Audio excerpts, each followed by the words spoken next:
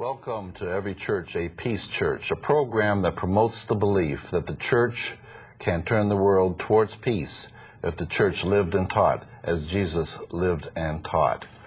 Welcome back. We have another exciting guest, another exciting program. Very interesting guest, very interesting experience he has had. 16 and a half years on Georgia's death row for a crime of robbery, armed robbery, and murder, a crime that he did commit. Billy Moore. This is a story about Billy Moore, a story that involves one of redemption, forgiveness, how he got out of death row through the intervention of Mother Teresa and others who saw in Billy that there was a spirit that should be shared, a spirit of forgiveness, of love. So we're going to talk a little bit about the experiences of 16 and a half years on Georgia's death row, and we're going to talk about how Billy became what he is now, a minister, preaching the gospel of forgiveness and love throughout Georgia and throughout the country. Billy, welcome to Every Church, a Peace Church. I'm glad to see you. Glad to be here. I know you are. Yeah. Billy, tell our viewers a little bit about what got you into the situation there that you found yourself living in Georgia's death row. Well, in 1973, I was in the service, and one of the problems was that my wife and I had split up, and I had a son, and all the money that I was making was going to the military. I mean, my military was sent to my wife, and a friend told me that he knew a man that kept $20,000 in his house, and we could rob him, nobody had to get hurt. But in the course of that, we was drinking and smoking pot, and when we went to rob this man, he fired at me with a shotgun, which he had every right to do because we were in his house. And being drunk and intoxicated and scared, I shot and killed him. And when I did that, part of me died. I felt that I had killed someone.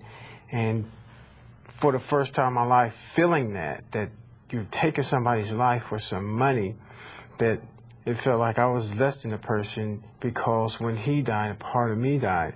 Well, the very next day, the police had arrested the guy that was with me, because I found out during court that was his uncle, and he had robbed him before, so he was the prime suspect. And so when the authorities arrested him and he brought them to my trailer and they arrested me, they let him go and charged me with the crime. My sister hired a lawyer from Augusta to represent me.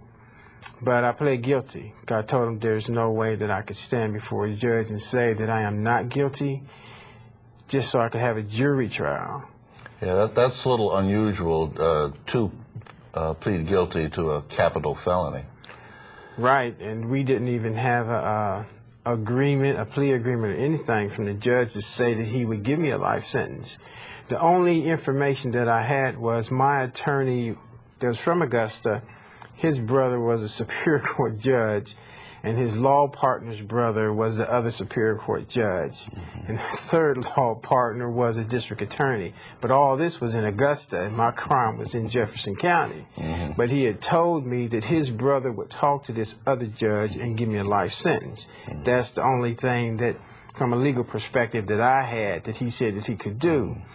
But as I said, my heart wouldn't allow me to go in there and say, I'm not guilty. I had to tell the judge and everybody else that I was, because the more that I confessed it and said it, the better I felt about myself. It didn't change the fact that I was a murderer, but it's, like when you confess your sins, mm-hmm. It helps you to absolve them. Yeah.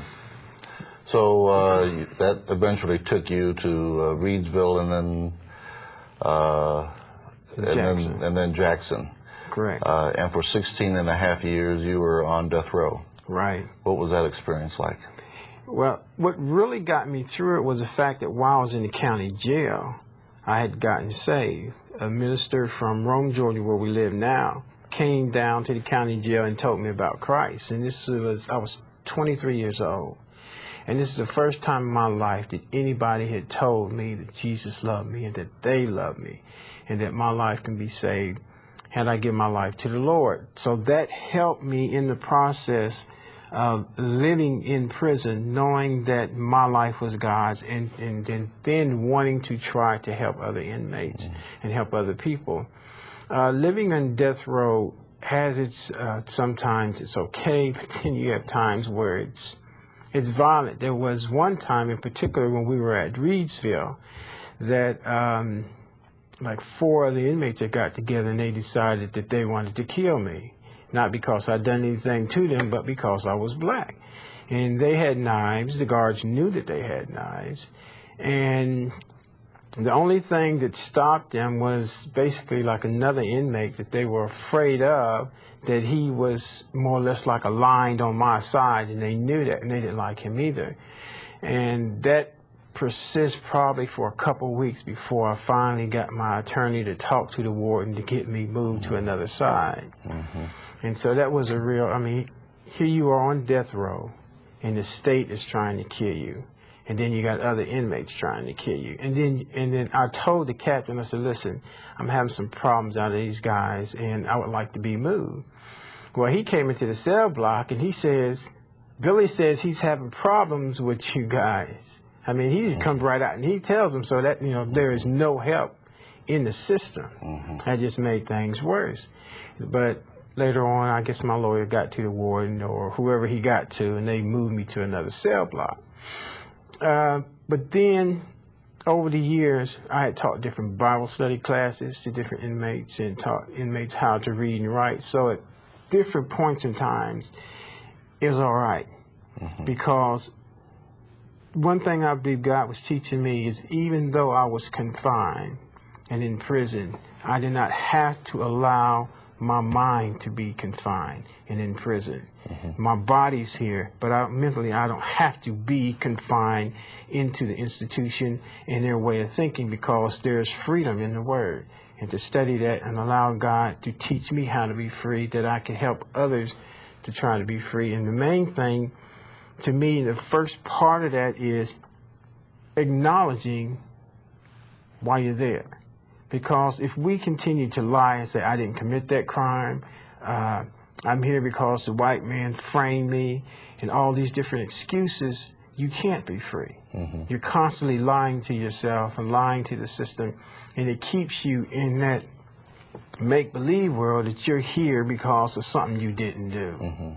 But to me, to be able to come out in the beginning and say I was guilty and to confess that, it takes that burden off, and God helps you to be free, to be able to help other people.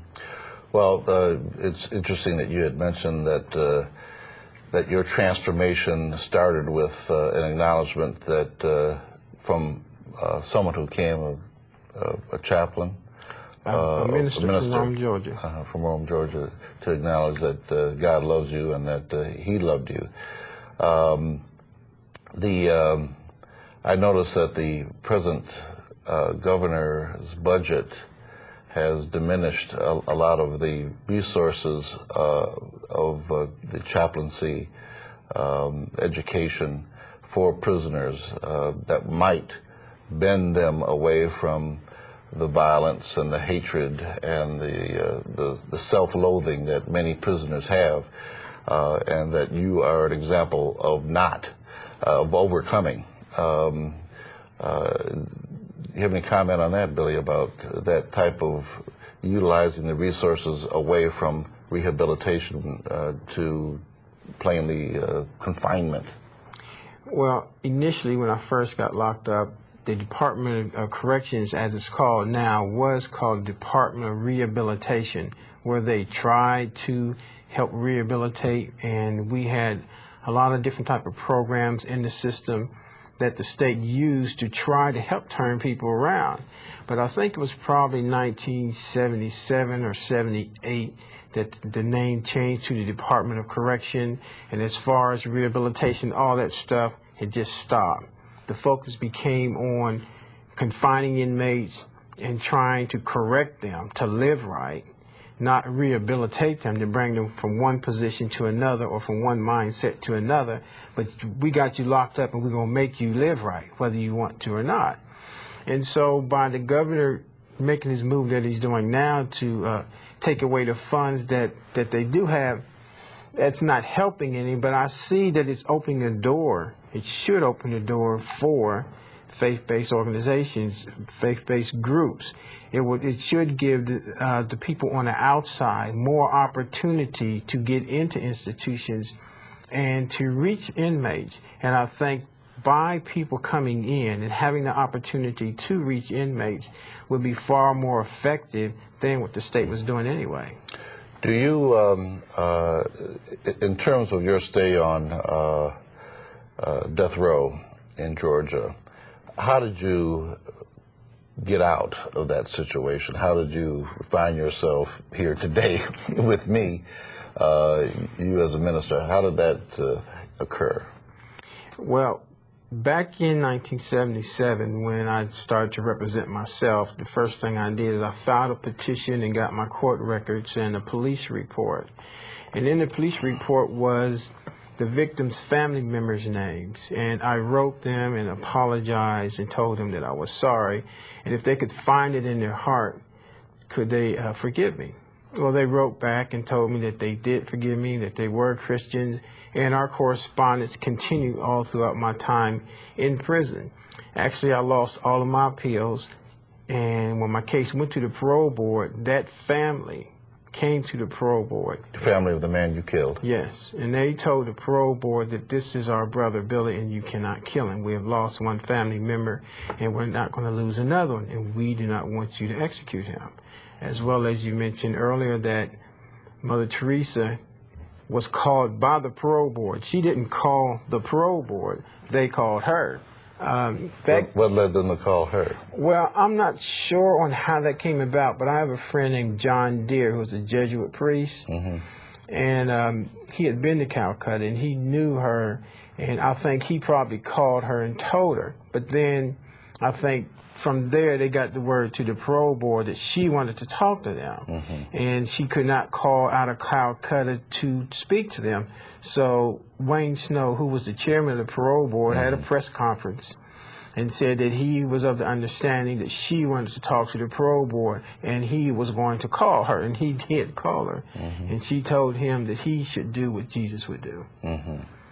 And because of those factors, as well as my family being there, and there was many other people that knew me that was allowed to testify at the parole board hearing, that the parole board commuted my sentence from a death sentence to a life sentence in 1990. All right.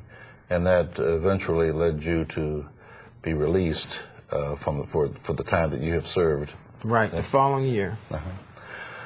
Well, Mother Teresa's instruction to the chairman of the parole board to do what Jesus would do suggests that what Jesus would do would be to forgive. If I recall my Gospels correctly, the Gospels describe two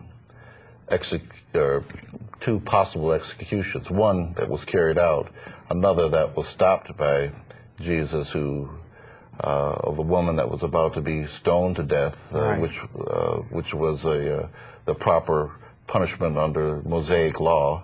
The Jews were going to stone her to death. And Jesus, as we all know the story, asked whoever had not sinned, then that person would cast the first stone in there. And then he forgave with the simple words of "Go and sin no more." Right. And of course, the other execution was his own, and that was also an example of forgiveness.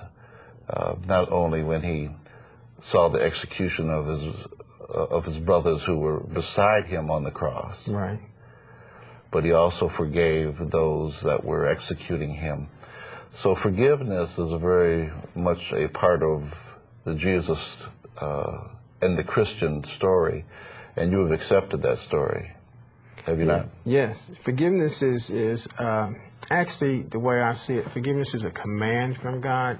When we look at the Lord's Prayer in the book of Matthew, excuse me, right behind it in verse 14 and 15 of chapter 6, Jesus said, if you forgive man from your heart, God will forgive you. But if you don't, then God will not forgive you. It's not that God won't forgive you, you're not letting him to forgive you.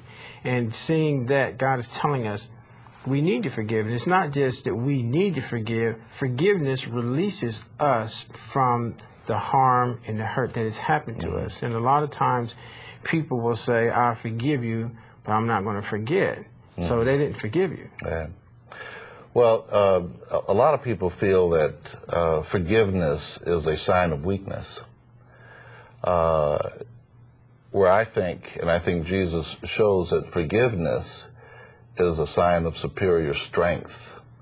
That if you are able to forgive, particularly those who have persecuted you, as he said, that's the strength of the Christian tradition as exampled by Jesus.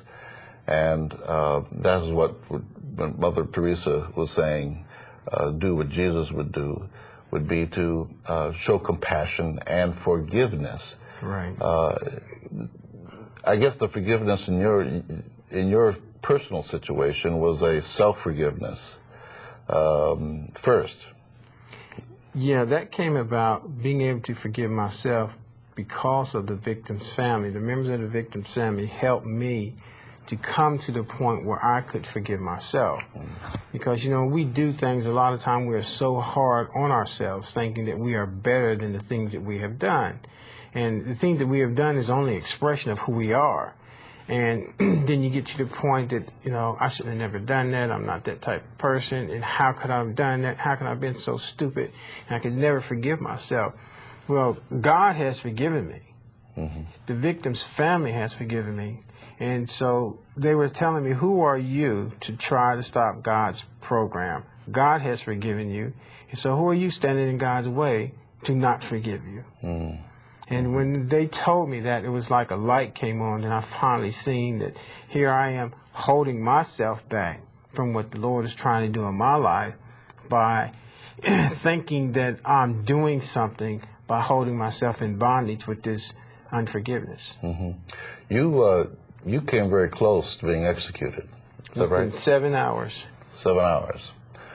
Well, that must have been some difficult hours. But I guess what we have shown here is that the forgiveness of others and forgiveness of yourself have provided the opportunity for you to minister to others. Tell us a little bit about your ministry. You share that with your wife. Yeah, my wife and I, we're both ordained in the Pentecostal organization, and my wife and I, we teach different marriage seminars.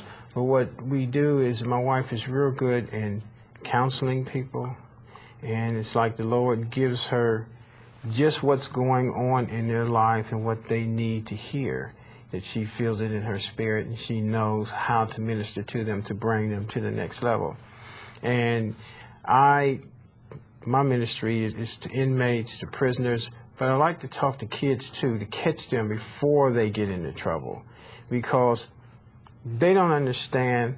The way I see it is it's like peer pressure that is constantly enslaving people and leading them off into trouble. And if we can get our young people at an early age, before they get tied up in all this peer pressure, have to do what other people say and have to go where other people say to go, that they can be themselves. One of the things that people, especially young people, will say to you that doesn't happen to them.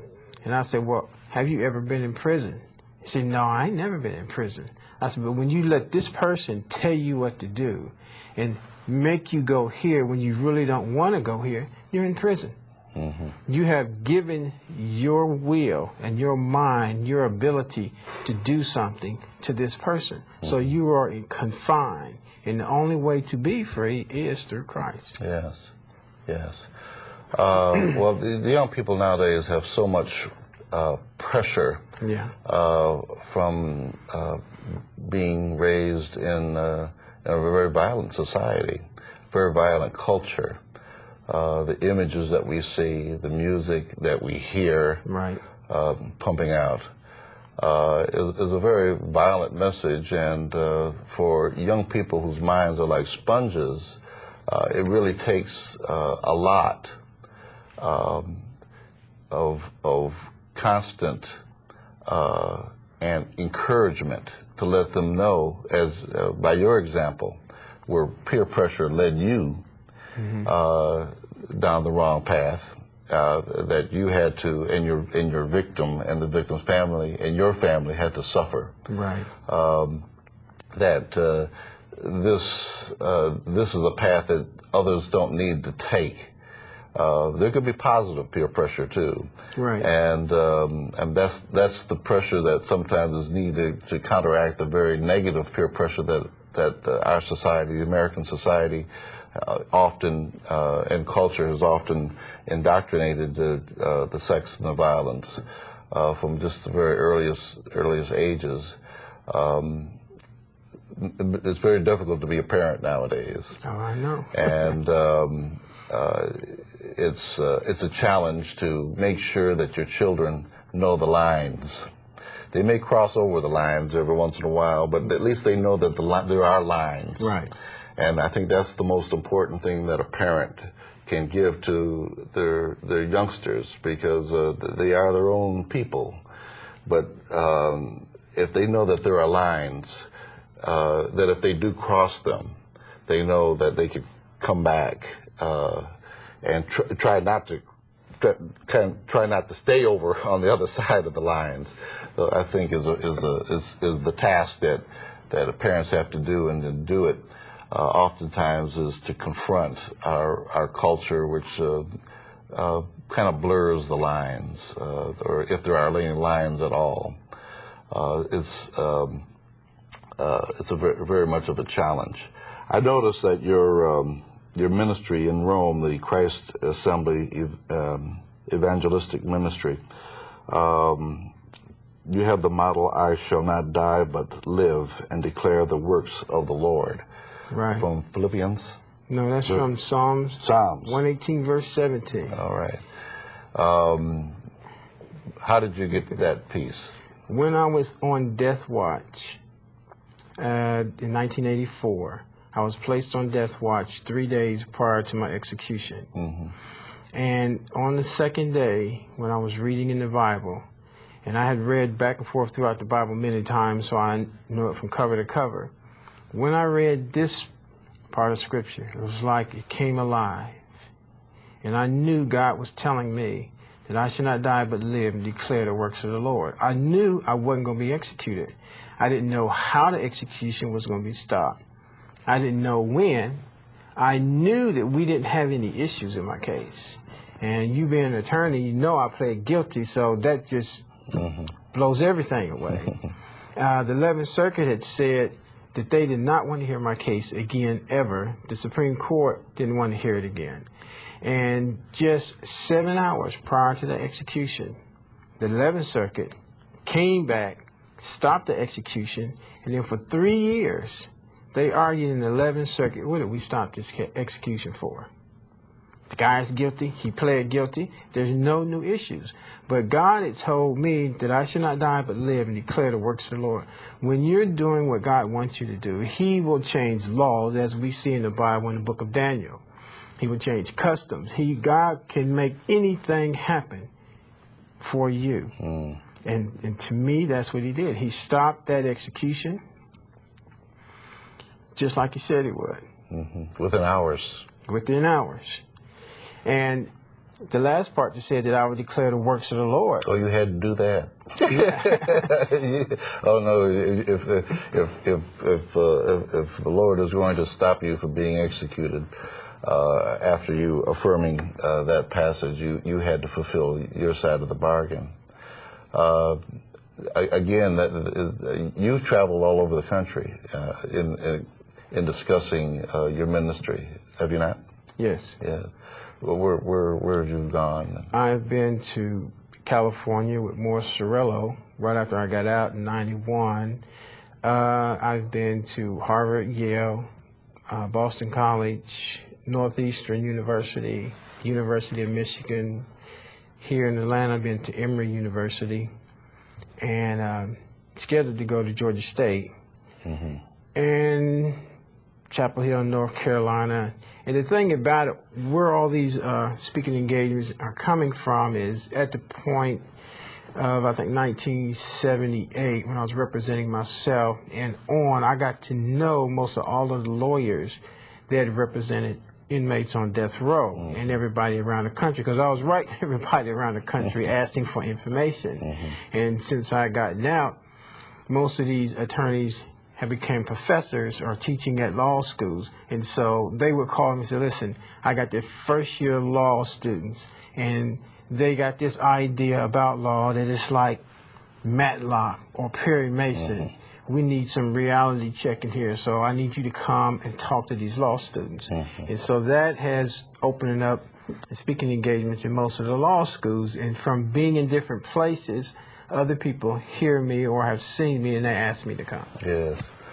Well, it's a wonderful ministry that you have, and a story. I mean, the story is a ministry. It's a story of forgiveness, from emanating first, as you've indicated. I think from your pleading guilty was in a sense a forgiving act. Then from the victim's family that really emboldened that forgiveness. The state, in its way, forgave, and then you doing this ministry of love and forgiveness really speaks about the true mission that Jesus had, was to go and sin no more. And hopefully we can develop that as a culture. Part of our citizenry would speak of forgiveness rather than revenge and murder.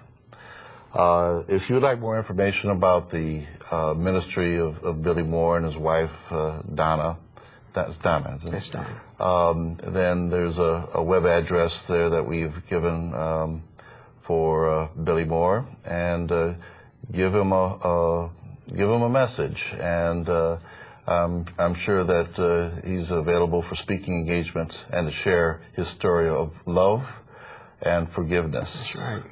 Which is what the Christian message is all about. I want to thank you all for sharing with us. So thank you, Billy, for being with us. Thank you, Don. I appreciate it. Good luck to you. God bless you in your ministry.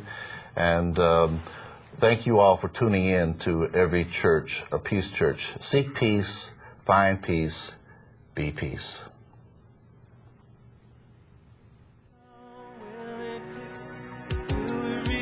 You made a big mistake.